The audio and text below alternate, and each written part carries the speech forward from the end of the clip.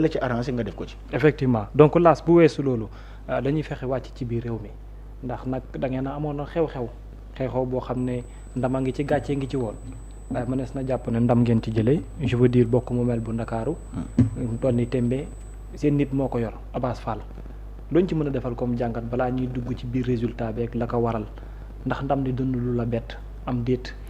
waaw tout d'abord je tiens à féliciter le ministre Abass Fall pour son élection à la tête de la ville de Dakar mu nekk loo xam ne lu mu mérité la parce que c'est un travail de longue haleine boo xam ne Pastef def na ko man yàgg naa toog naa fii sa plateau ma ne la diggante 2022 waaw maanaam Pastef dafa jóge ci élection présidentielle 2019 am 15% avec le président Ousmane Sonko depuis boobu dooleem nag day yokku dafa nekk ci ascension wàññeekul day gën a yokku donc ñu ñëw 2022 mu am ci ay maire yoo xam ne mosu koo am mu am ci ay député yoo xam ne mosu koo am donc am groupe parlementaire donc yooyu yëpp day wane la force de frappe politique de Pastef maintenant lii donc je pense que loo xam ne c'est dans le courant normal des choses que Abass Fall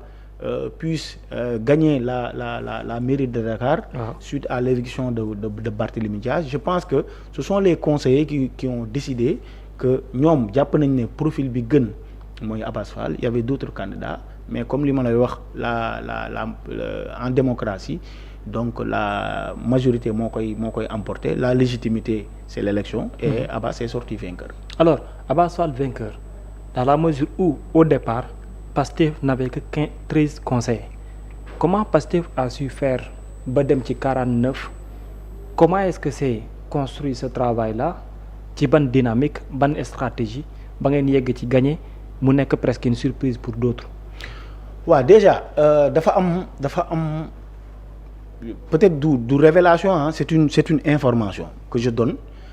Lorsque la cour d'appel avait invalidé le bureau municipal pour non-respect paritaire de la ville de Dakar. waaw xam nga dañu fa jëlee Abass et man j'avais donné l'information. waaw mais naan bu ñu demee cour d'appel da koy kase dañuy dindi Abass ba ñu ko dindee dafa mer. Président Ousmane Sonko le président de Pastef en bon stratège en excellent tacticien politique moo ko calmer les ardeurs. Ousmane Sonko moo wax ak moom ne ko da ngay calmer li ñu moom dinañ ko jëli en toute démocratie parce que Ousmane Sonko comme je l'ai dit nga ànd ak moom nga bañ a ànd ak moom il a des qualités yoo xam ne fii ñuy wax ak yow ci politique Sénégal kenn amu ko man j'ai eu à le critiquer objectivement et ba tey ji may wax ak yow bu ma gisee ci moom loo xam ne jàpp naa ne du noonu dama koy critiquer parce que Ousmane Sonko ce n'est qu'un être humain mais force est de reconnaître que il a eu raison sur tout le monde parce que vision bi mu amoon depuis le début depuis son entrée en politique chaque jour que les gens le détestent l'aiment ou ne l'aiment pas vision boobu chaque jour moom mooy am dëgg ci kaw nit ñi parce que à chaque élection il fait des bonds en avant et il gagne et il fait gagner ses poulains donc te politique loolu la légitimité en démocratie c'est l'élection te Ousmane Sonko élection bu mu dem moom mooy gagner wala ku mu tabb mooy gagner waxoon naa la ko fii sa plateau ne la am na ci ñoo xam ne amuñu gañewuñu mairie en 2022 parce que dañoo jàpp ne Ousmane Sonko ñëwul seen gox. Ousmane Sonko ku mu ñëw sa gox même bu nekkee 5 minutes la fa def da ngay gagner. am na ñu ko wax sax. yàlla moo dogal loolu. maintenant ce qui s'est passé mooy Abass a continué son chemin il a été député continué nekk ci li mu nekk par la force des choses. Il y a eu la dissolution de l'Assemblée nationale ñu dem le président El Malick Ndiaye ñu fal ko mu nekkoon ministre il y a eu des changements ñu fal ko ministre du travail donc mu continuer liggéey bi maintenant dafa am benn fait boo xam ne c'était pas prévu.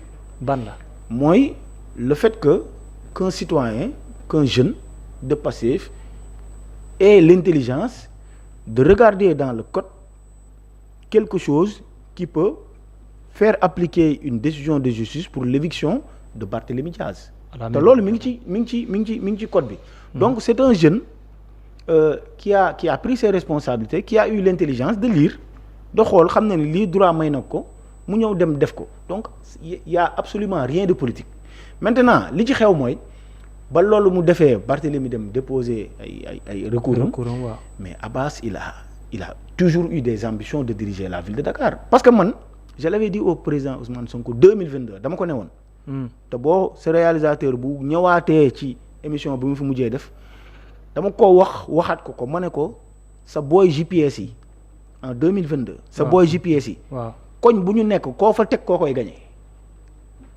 te man bokkuma Pastef mais loolu laa gëm parce que man GPS jeunesse patriotique du Sénégal waaw Ousmane Sonko jamono yooyu dama ko ne booy bu ci gën a ndaw muy Grand Yoff ak Parcelles fu mu mënta doon Koumpentoum Kaffrine nag Casamance booy coordonnateur GPS boo jël nga def ko candidat mairie mooy gagné am na ci waa Pastef yoo xam ne gëmuñu ma mais man réalité politique laay wax ku la sut da nga koy wooyee njool mi ku la mën da ngay xam ne moo la mën Pastef moo ñu mën ñun ñëpp il faut l'accepter et passer à autre chose yàgg naa ko wax maintenant.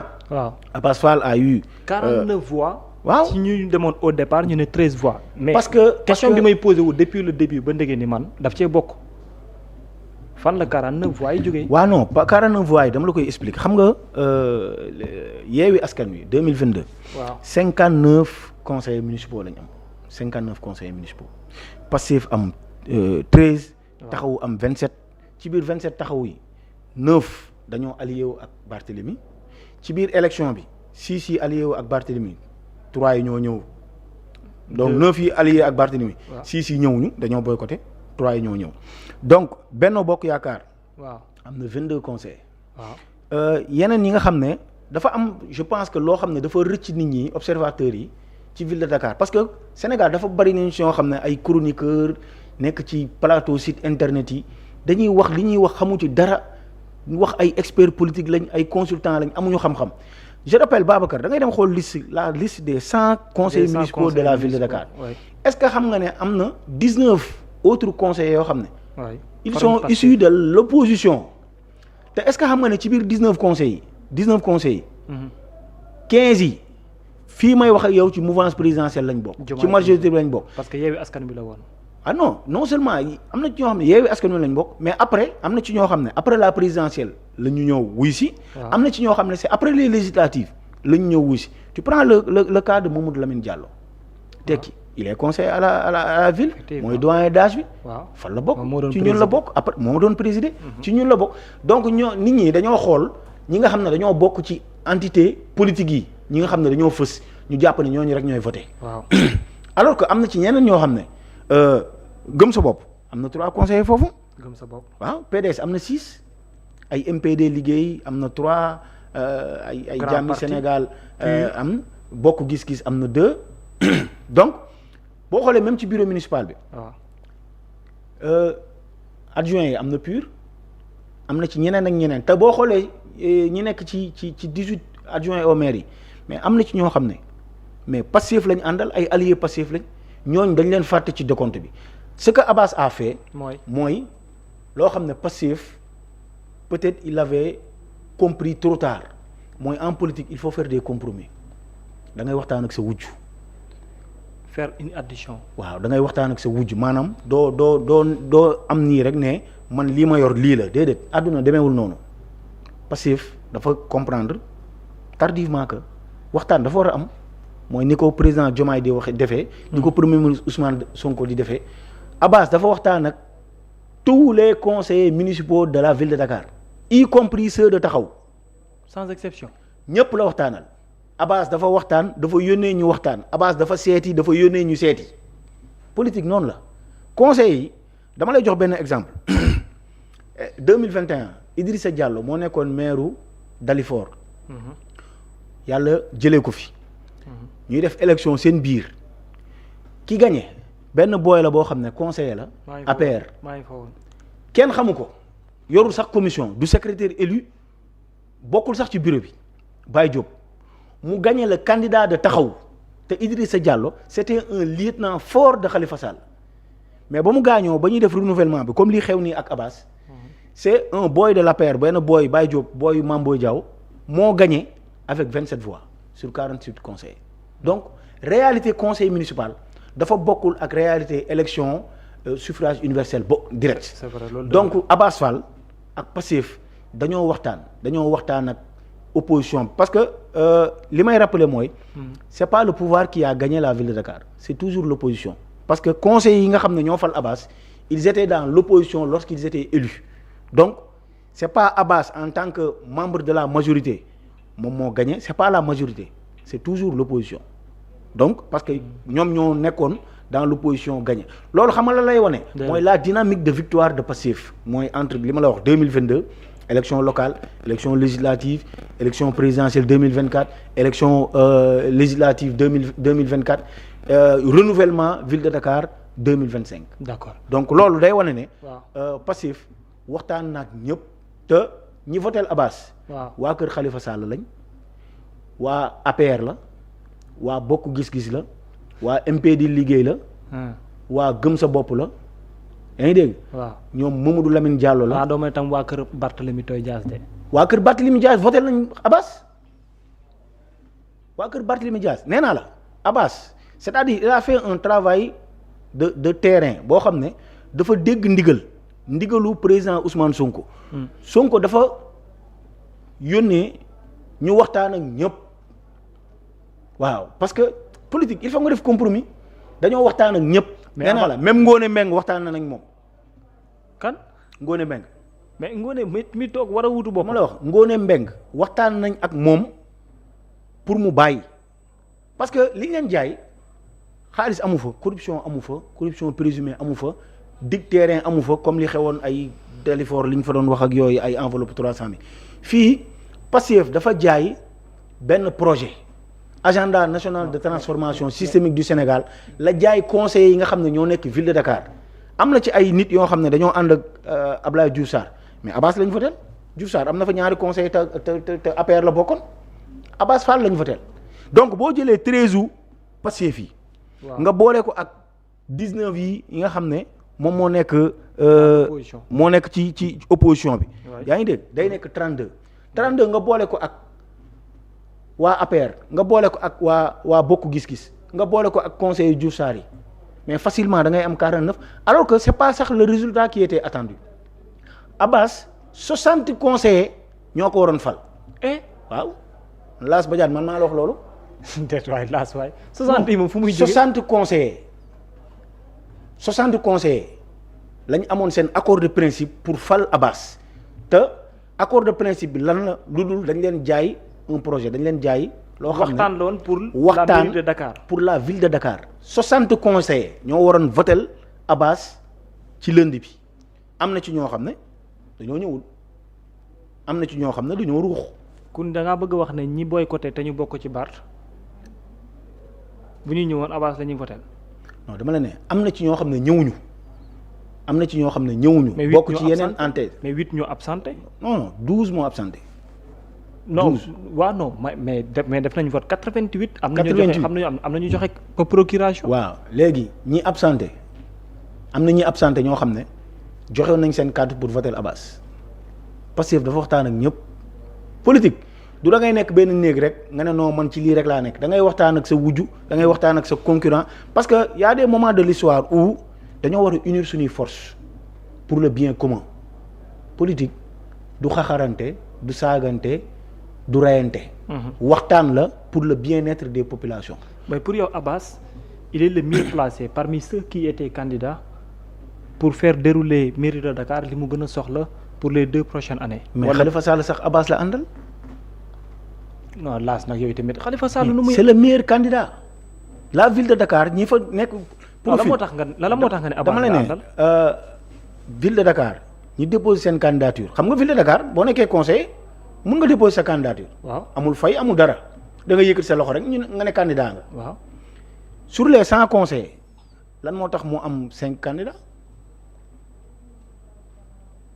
am na ci yeneen candidats yoo xam ne déclaré woon nañ mais dañoo ñëw ba ci salle bi. boobu dinañ ci ñëw dinañ ci ñëw. waaw léegi Abass que nee naa la Abass waxtaan nag ak waa taxawu. parce que boobu nekkul woon affaire Pastef. affaire taxawu affaire PDS. mais gis nga ville de Dakar maanaam boo leen nekkee au sein du conseil municipal. waaw maanaam entité politique yi da ngeen koy tegee nële mais da ngeen di waxtaan pour le bien commun. waaye mais dafa fekk tamit ne taxawu dafa am candidat ba noppi. te xam nañ ne taxawu. non moom moo ëppale Pastef taxawu dimanche la am ay candidat. taxawu dimanche. non la doo ko am benn candidat. non taxawu non loolu ay candidat déclaré yooyu effet d'annonce la. effet d'annonce. waaw dama lay jox exemple. taxawu li mu am ci. conseil ci conseiller xam nga taxawu 27 conseillers la amoon taxawu 27 conseillers. waaw la am conseillers municipaux bañ demee élection seen candidat ñaata la am 30. 7 moo ci dooleeku. 3 moo ci 27 conseillers. am doole yeneen 3 muy 30. 3 moo ci dooleeku. muy 30. 27 nga lañ amoon ñu bokk ci ñoom 3 moo ci dooleeku mu nekk 30 donc am na ci ñu bokk ci ñoom ñoo xam ne Abbas lañ voté parce que Abbas conseil municipal à l'unanimité xam nañ ne c'était le meilleur profil. d'accord mais dama bëgg ñu am benn taxaw seetlu beneen bu bokkul muy la pluralité des candidatures au sein de taxaw qui était au nombre de 5 presque. Madiop Diop Issa Laye Babacar Mbengue Ngoné Mbengue mais ñooñu noonu ñëpp ne dañuy nekk candidat ci benn parti politique alors que jurisprudence Soham El Wardini mu ngi fi pourquoi loolu ba muy nécessiter des réunions de jeudi à vendredi pour trouver quelqu'un. non loolu moom stratégie Khalifa Sall la loolu moom ku yàgg xam Khalifa Sall xam na ne tacticien politique la keroog maa ngi koy bind sama page Facebook avant élection bi. waay ma ne Khalifa Sall depuis 2009 moo géré ville de Dakar directement wala indirectement même bañ ko révoqué moo tànn ko wuutu ba may daaneel man Lass Badiane ma ne benn jinne politique moo ko jaaxal mooy Ousmane Sonko. Khalifa lu mu mus a teg jàll na ba diggante moo ko Ousmane Sonko parce que Ousmane Sonko la yàlla dogal fii may wax ak yow lépp lu mu teg loolu mooy jàll ci kaw kàttanu suñu borom ak na melam c'est la réalité politique donc 2022 Ousmane Sonko mairie yi mu bàyyi Khalifa Sall yooyu la gagné Ousmane Sonko mairie yi mu teg ci ay nitam yépp la gagné amul benn bu mu perdre. donc loolu mooy réalité politique donc ville de Dakar Abbas mais Babacar Abbas c'est le ministre du travail en relation avec les institutions. Au même moment du vote de l'élection du maire de Dakar amoon na des travaux à l'Assemblée nationale. moom moo fa war a toog. waaw s'il n'était pas sûr de gagner il n'allait pas quitter l'Assemblée nationale pour venir à la ville de Dakar. ça c'est la réelle politique et là loolu Lass Badiane moo la ko wax ce qui était prévu mooy 60 conseillers ñoo waroon voter Abbas. mais Khalifa pourquoi la pluralité des candidatures au sein de taxaw. non xam nga Khalifa chaque jour noonu lay def. bu amee coalition moo ko tay créé ko nga bëgg. moo ko tay créé ko da koy tay créé ko pour créer coow après de manière inclusive ñu ne waxtaan nañ mais Khalifa fépp fu muy dem moom xam na candidat am. donc en 2014 avec taxawu Dakar c'était la même chose day dem ci mairie yi am na ci ay candidatures yoo xam ne sax moom moo koy créer pour faire diversion c'est un fin tacticien mais kenn moo ko jaaxal mooy Ousmane Sonko loolu la yàlla dogal Khalifa képp ku mu mus a léewtoo yow ci politique galgal na la jaaxaan sa kaw ba mu des Sonko. loolu la yàlla dogal lan moo tax nanguwuñ ni leen Barth waxoon ñu bañ a dem boycotté. non Barth il n'est